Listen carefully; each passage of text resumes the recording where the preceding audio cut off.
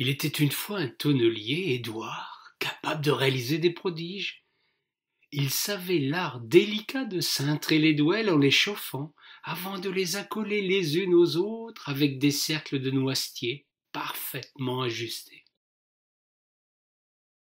Il avait la réputation de faire de belles barriques, parfaitement étanches et qui plus est, capables de tromper les gabelous. Pour ses amis faussonniers, il avait pensé des muids qui, contrairement à ceux de ses confrères de Loire, ne contenaient pas 289 litres de vin, mais seulement 250, pour la simple et malicieuse raison qu'elles avaient un double fond, afin d'y dissimuler du sel de contrebande. Édouard risquait tout autant que ses camarades contrebandiers, si l'un d'eux était surpris. Ses tonneaux étaient marqués de son poinçon réglementaire. Il assumait ce risque tout comme les mangeux de lune, ces gars intrépides qui naviguaient de nuit. Édouard avait toujours rêvé de partager leur aventure. Puisqu'il était leur complice, autant profiter de l'exaltation de la course.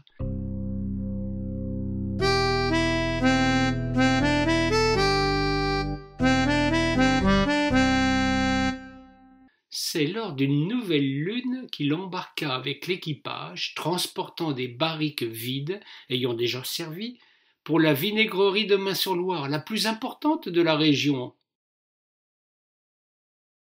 Naturellement, les doubles fonds étaient remplis de faux sel, tandis que pour tromper la curiosité des gabelous, le bois utilisé, du pin, était plus léger que le chêne habituel. Édouard avait mis au point un savant vernis laissant croire à la supercherie, afin de donner le change. Il se pensait ainsi à l'abri des mauvaises surprises. Le Vardio, ce beau chaland taillé pour cette course nocturne, long et léger, capable de transporter bien des barriques tout en allant parfaitement au vent ou à la bourde, était le voilier idéal pour pareille aventure, d'autant que son équipage était passé maître de cette navigation nocturne qui en aurait découragé plus d'un. Cette nuit-là, le bateau allait bon train. L'équipage se taisait tandis que la voile noire, gonflée d'un vent de galerne idéal, laissait entrevoir un voyage aisé.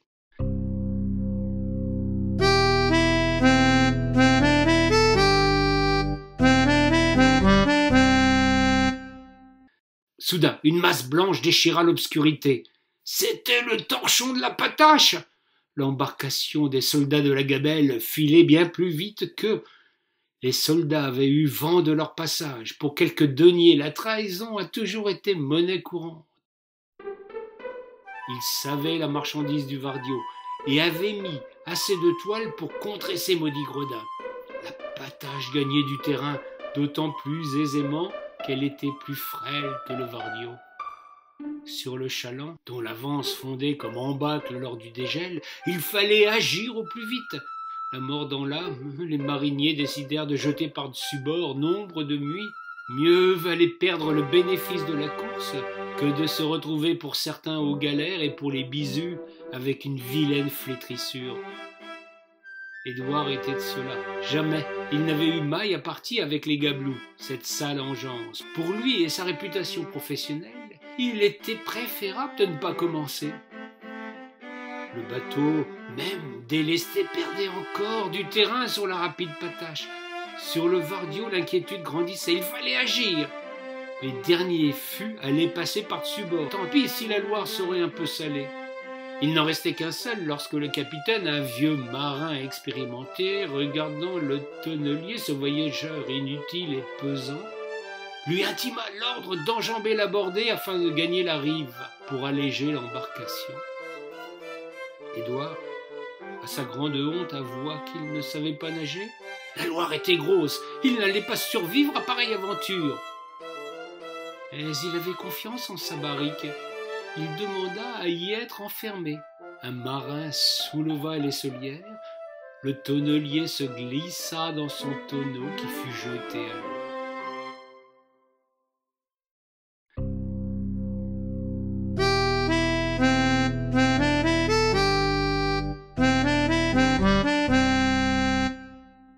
Allégé, le Vardio ne perdit plus de terrain sur la patache. L'équipage était sauf.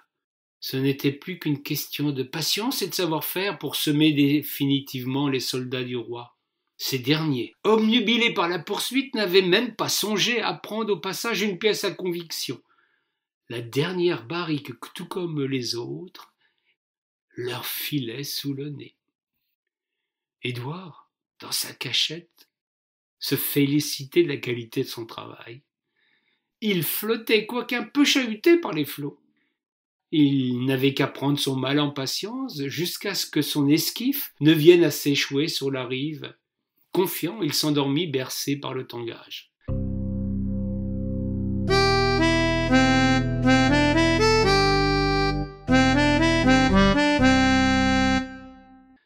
Quand il se réveilla, son épopée n'avait pas trouvé son épilogue. Il devina que le jour s'était levé, le tumulte des eaux ne présageait rien de bon. La Loire avait dû grossir, la barrique filait grand train et gitait dans tous les sens. Il eut le mal de mer et finit immanquablement par vomir tripes et boyaux. Plus le temps passait, plus sa posture devenait inconfortable. Dans son tombeau flottaient des effluves nauséeuses. Le tonnelier se demanda combien de temps durerait l'aventure sans boire ni manger. On ne peut survivre plus de 3 jours sans boire. Mourir de soif dans un tonneau, quelle triste destinée pour un tonnelier. Il s'endormit plusieurs fois, perdit la notion du temps. Il devinait sa fin proche, il était à bout de force. Soudain, il eut le cœur soulevé.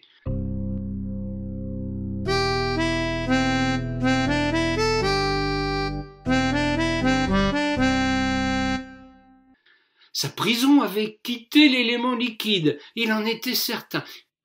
Elle fut hissée à bord d'une frégate traversant l'Atlantique.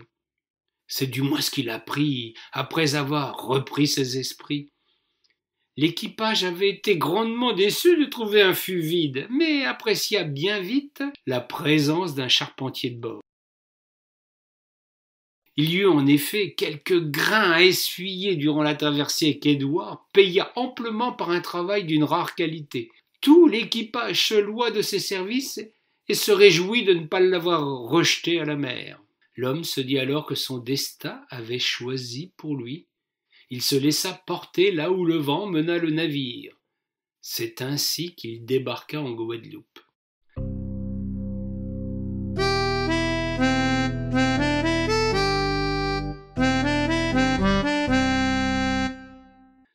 Rapidement, il trouva embauche.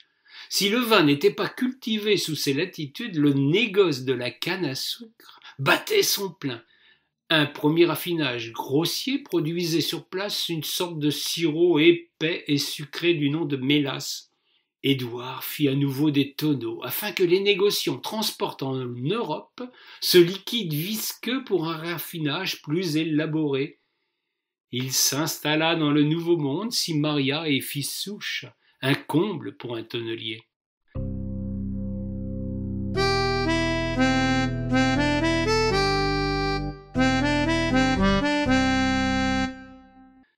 Le destin joue parfois de drôles de tours. Le sel que ses amis faussonniers dissimulaient était destiné à la région orléanaise. La mélasse y arriva en masse, puisque dans cette ville on compta jusqu'à 42 raffineries à la glorieuse époque pour enrichir les bourgeois de barrique. Édouard, en troquant le sel pour le sucre, était passé d'une vie austère à une existence acidulée. Faire un tonneau peut parfois vous chambouler l'existence.